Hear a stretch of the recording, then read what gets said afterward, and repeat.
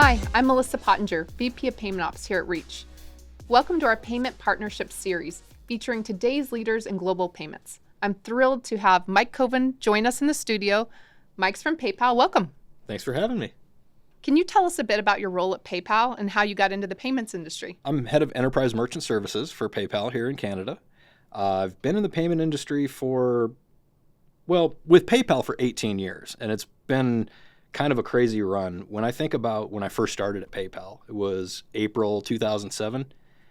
The iPhone 1 came out 2 months later. Wow. So if that kind of puts it into perspective, I've been fortunate to have a front row seat to just amazing innovations in e-commerce and the way people shop, the way we buy things. And it's been a fantastic journey. We're on the cusp of some really exciting new stuff. So I can't wait to see what the next chapter looks like. For listeners who may not be familiar, how would you describe PayPal's mission and what sets it apart in the payment landscape? So for years, we've said that our mission is to democratize payments. And in simple terms, that means making it so that people can pay and get paid anytime, anywhere, any way, safely, securely, and easily. And that's it. So all of the different products and services we do, all of the different things that we offer, all align to that mission of just helping people move money and just enabling commerce all around the world. Okay, so can you give us an overview of digital wallet adoption trends, and does it vary by region? Sure, yeah, it does. It does. Consumer behaviors are different all around the world. And one of the things that we do as a global company is, in our mission to make it so that everyone can pay and get paid, we have to kind of understand the different markets that we operate in, the ways that people want to be paid, and the technologies that they're using to drive those actions. So I would say that when digital payments really started to take off, one of the early adopters was the Asian market. We found that smartphone usage and digital wallet usage took off in Asia faster than other regions. And that trend continues today. They were one of the first areas to start adopting regular use of QR codes and blending online and offline through that in-person smartphone usage. So yeah, and it's almost hyper-regional, the reasons why people adopt digital wallets. Like here in Canada, for instance, everywhere you go, everything is a tap terminal. Like Americans who come to Canada and they visit a restaurant for the first time and they're handed a credit card terminal, like, what are you doing? Like, that's your job. Why are you giving this to me? But everything in Canada is tap driven. So digital wallets like Apple Pay and Google Pay that are NFC based, it's just more convenient to be able to tap your phone. And PayPal, we have NFC technology as well. So yeah, digital wallet usage does vary by region.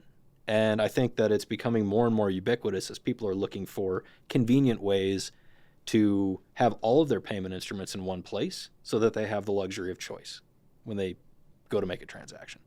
And Mike, when I think about what's popular region by region, and not just seasonal, but I think it's almost like what expands on the buying power of different markets, BNPL. Absolutely. So buy now, pay later. I know we were going to talk about it. I feel like it's becoming almost table stakes. It is. But a lot of businesses don't really understand how it works or how to succeed in helping shoppers have successful BNPL transactions. How has PayPal, what's the perspective from your side? Sure. So obviously it's very important to us, the BNPL product that we have. Right now we're live in the US, UK, Germany, France, Italy, Spain, Australia. We're in the process of expanding to a bunch of different regions right now as well. Canada's coming soon. So Fantastic. One of the things that I really like about the BNPL option for consumers, just in general, is it gives you more flexibility and more choice in deciding how you want to pay for something. What we see, and the merchant benefit of this, is for BNPL transactions, on average, they're 33% higher average order value. Wow. So consumers see this credit option and it gives them the more flexibility to get what they want when they want it. And that does lead to higher basket sizes for merchants as well. We also see, on average, 17% higher repeat transactions for BNPL customers. So it's, again, when we talk about why to offer PayPal, why to offer other funding instruments and payment methods and digital wallets, it's giving consumers choice. And BNPL puts a very powerful tool in that wallet for consumers, and it's been wildly successful. And one of the things that makes PayPal's option unique is that as a merchant, with PayPal's BNPL solution, you're already taking PayPal. And the interesting thing is, if your customer is in a region where we have BNPL as a product, there's a good chance that as a PayPal merchant, you're already receiving BNPL transactions today. They just look like any other PayPal payment. Mm-hmm. The real benefit comes from being able to message that credit solution and to tell your customers, hey, you've got this pay in 4 option available. Why don't you take advantage of that? And putting that messaging on your site so you can see as you move through the checkout experience, hey, there's an option available for me. I don't have to split this purchase into 2 different, transactions. I can just get what I need today and have the flexibility to pay for it however I want to. The messaging is where the benefit really comes in. But yeah, it's having a payment option that's already in the PayPal wallet. You don't have to have a separate integration for this. You don't have to build out a separate contract and everything with another provider Right. and have a whole separate reconciliation process. You've got the BNPL option right there in the PayPal wallet, and it's a trusted brand that consumers recognize. So Yeah, absolutely. And I heard there was a fantastic statistic. I believe it was record-breaking BNPL usage on Cyber Monday in 2024. So we talked a lot about BNPL leading up to BFCM, Black Friday, Cyber Monday, last year. So it is no surprise to me that consumers took advantage of that option through PayPal or otherwise, and were able to really extend their buying power. yeah, absolutely. And what I like about it is it offers in a way, a controlled, responsible use of credit rather than, just defaulting to putting something on a credit card where balances can kind of snowball and get out of hand really quick. You have an established payment plan for that purchase. You're buying it, you see what the terms are up front, and with like a pay in 4 option, within a couple months it's taken care of. So it's a flexible option, but it's also one that allows people to use credit in a responsible way. So consumer benefits are definitely there, and merchants can benefit from it as well. So, Mike, I read a great stat. Mobile wallet usage is expected to grow by 28% year over year through 2030. That amazes me, and yet somehow I'm still not surprised in the sense that I've been in payments 18 years. You've been at PayPal 18 years. So surely you remember the time where just mobile device usage overtook desktop. Yeah. And that kind of blew our minds then, and that was 10 years ago. Yeah, it's crazy. You think about what mobile checkout first looked like. You remember a retailer had to spin up a separate mobile site, the M.dot version of whatever their main site was, and consumers were often frustrated because sometimes all the products weren't on the mobile site. The checkout experience was different. It was clunky, and you often felt like, well, if I'm going to get the best experience, I need to go onto the web. Like if I'm going to do a major purchase, that's a big Right. screen purchase, right? When responsive design sort of took over on the web as sort of the best practice, where no matter what device you were browsing on, you had the same experience. No ugly redirects. No ugly redirects, no weird little menus and shortened product pages. You were able to get the same experience on a mobile device. And at the same time, the devices became more and more powerful. So I think it was a combination of all of us maturing in how we thought about that experience, but also the technology behind it that was powering it all continued to evolve. We're seeing that right now as we are on the cusp of the agentic commerce revolution, which is it's crazy how fast this has become such a major part of not only our focus at PayPal, but the conversations that we're having with our merchants around the world, thinking about how do I tap into this? Agentic commerce, just for anybody who's not familiar with the term, is just the concept of using an AI agent to complete a transaction. Whereas now you have to be the person who goes out to a site or an app, puts something in a cart, completes a checkout. Now the idea is that you're already having an agent go out and do a lot of work for you, like vacation planning. Right. I'll use that as an example. So I tell the agent, and I use this example all the time, a member of my team was taking her family to Vancouver on vacation and asked, I think, ChatGPT to put together an itinerary. It's like, I have a 2-year-old and we want to eat at these type of restaurants and I want to stay at a hotel from this chain. Does a really great job of spitting out an itinerary. But Sure. then you still have to go do all the manual work of going out to each one of those sites and reserving and booking and paying for things. So where we are quickly going to find ourselves is you're able to just complete all of that within that same interaction with whatever agent you're using, whether it's, Gemini or Perplexity or GPT.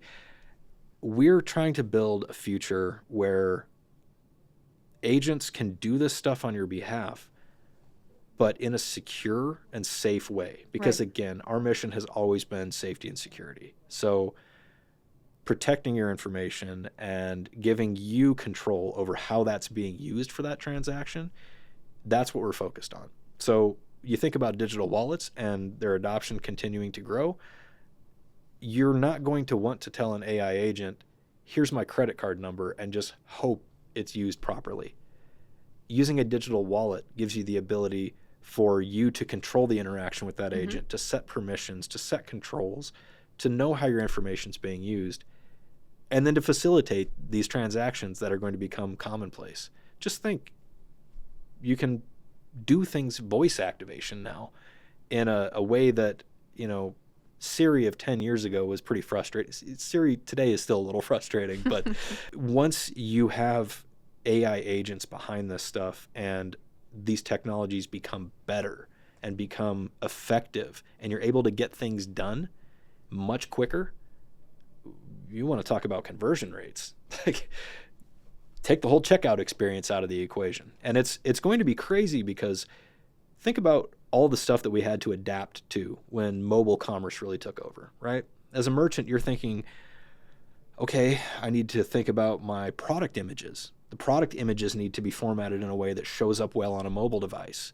The descriptions need to be such that you're not scrolling through a giant word wall on a phone trying to read about a product. Right. Everything about the design principles and everything about the way that product catalogs were created had to be tailored for the mobile world. And what we're going to see is, as agentic commerce becomes more and more mainstream and part of our daily lives, we're all going to have to think about what that looks like as a merchant.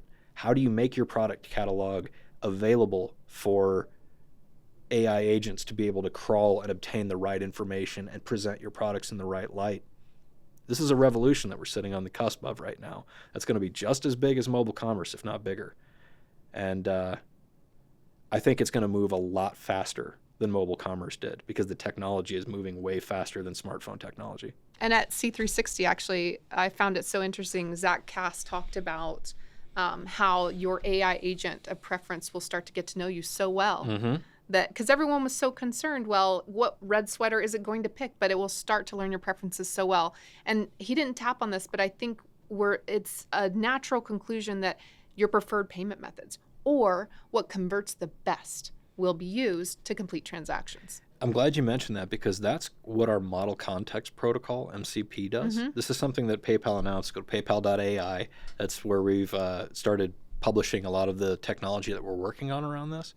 But the idea is that you can maintain your preferences for transactions, your preferred payment methods, and even things about your preferences for buying different products. All that information can be stored and safeguarded with someone like PayPal that you already trust with your payment information and your data so that you can control what you give agents access to. So those preferences are absolutely that context as you're searching for things is what makes these agents smart. But we're definitely thinking like, how do we safeguard your information so that you can control who has that context and how it's being used? So yeah, we're very much the forefront of that as well. So we've talked a lot about digital wallet adoption and trends and consumer preferences. Mike, you've been at PayPal 18 years. Where do you see things moving in digital wallet usage and payments in general in the next 3 to 5 years? To be honest with you, 3 to 5 years is very hard to see right now. And if you would have asked me that at the beginning of the mobile commerce revolution, that would have been an easy answer. And it would have looked, like what things looked like maybe 10 years ago. What I think is really interesting right now about agentic commerce specifically is that the models, the AI agents, the technology that we're building on top of these platforms is evolving so rapidly that it's not really a 3 to 5 year question anymore. It's a 6 months to a year. Things are going to be radically different.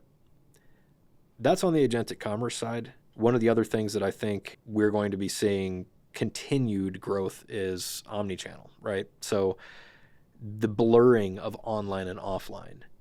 10 years ago as a consumer, the idea that if you bought something online at a retailer, you could take it into their store and absolutely return it back to the same funding source wasn't really a concept. Now it's an expectation. Omnichannel is absolutely what consumers expect. There should be no difference between the online and in-store version. And the opposite is true too. I like to use the buying suits separate. So you buy a jacket and pants and you go get fitted in the store and you're like, well, I need to go one size bigger on the pants. They can order those pants using the same funding source that you used online to buy the original, transaction because of the power of a shared extensible vault. So blurring online and offline, I think, is going to continue. And the concept of e-commerce, it's just commerce now, right?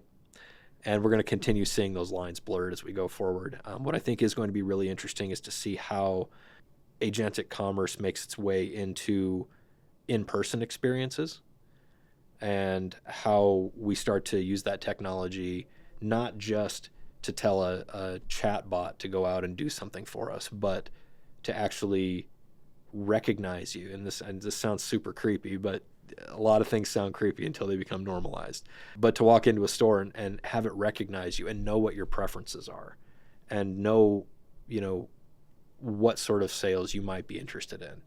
There's all kinds of things. And I'm just kind of speculating right now, but I think this technology is going to evolve so rapidly that I struggle to even see what the world will look like in 5 years. It's going to be a wild ride as we get there. What I think is most important, though, at the end of the day, is that we do this responsibly and we do this in a way that safeguards our information, the information of our consumers, the information of our merchants. There's a way to do this responsibly, and I think that's key as we head forward into this unknown.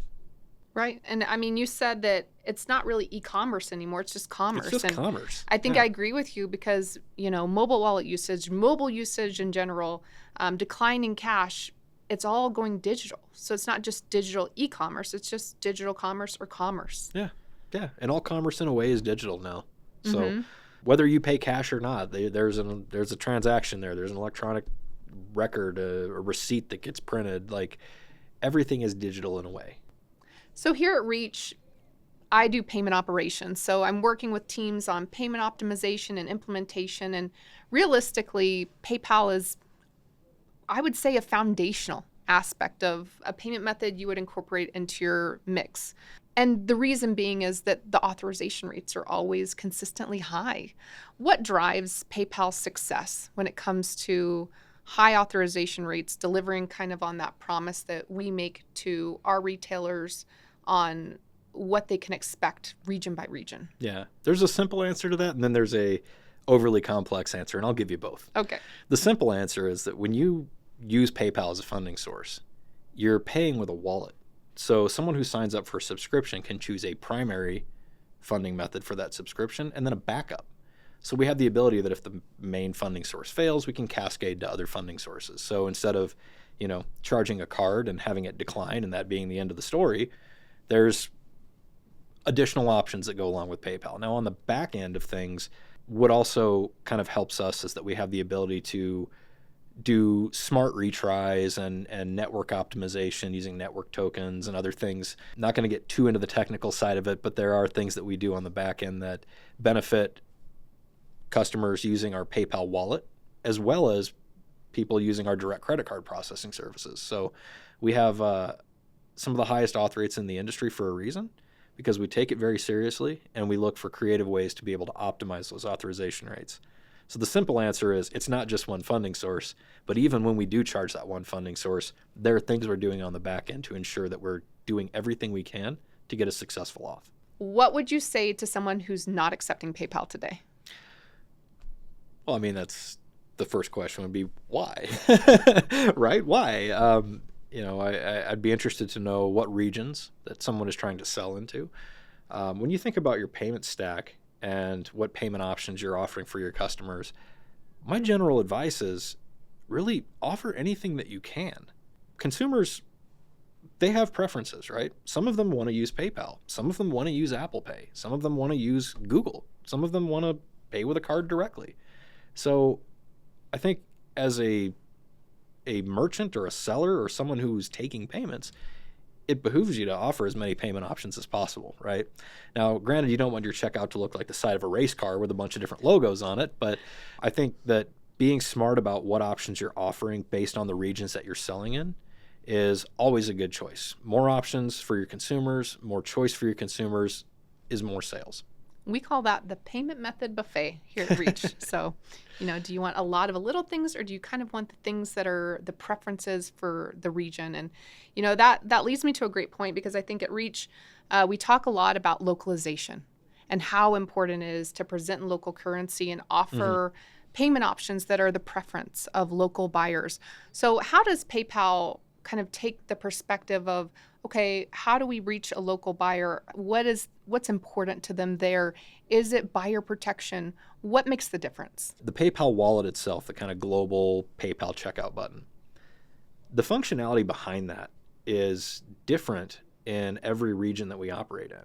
So how a consumer can add funds to that wallet, the types of funding sources that they can put in PayPal, all of those things are pretty hyper-local.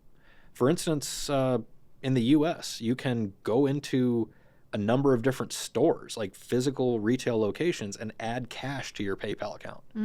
The way that it functions is already localized, and we've spent the last 20, 25 years building that awareness with consumers in each one of these regions and giving them a functional wallet that allows them to transact globally while still being able to fund that wallet in a way that makes sense to them locally. Sure. So the Reach plus PayPal relationship really is what helps unlock getting to those local shoppers and being able to deliver that experience. Yeah, absolutely. And one of the things that I really like about the Reach partnership is that when, especially a merchant who's branching out globally for the first time and is not used to dealing with the tax collection and all the things that you just mentioned, being able to partner with somebody who is an expert in that area certainly makes that easier. And I think, I don't want to speak for your clients, but I'm sure that you guys see all the time, your partners, once they do make that expansion,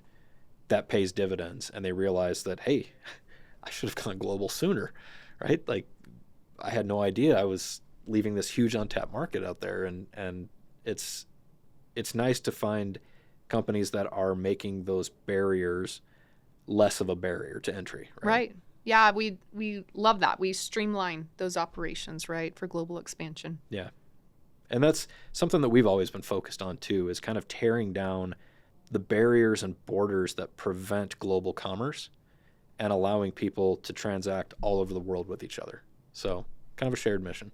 Mike, thank you so much for joining us. This has been so much fun. I really enjoyed chatting with you. My pleasure. I had a lot of fun chatting with you today. I enjoy working with you guys. I think what Reach is doing is fantastic. And being able to come do this in person was a highlight of my week. So thank you very much. Awesome. If you liked today's podcast, please like and subscribe and visit withreach.com for more information. Brought to you by the Reach Network. Visit withreach.com/network for more.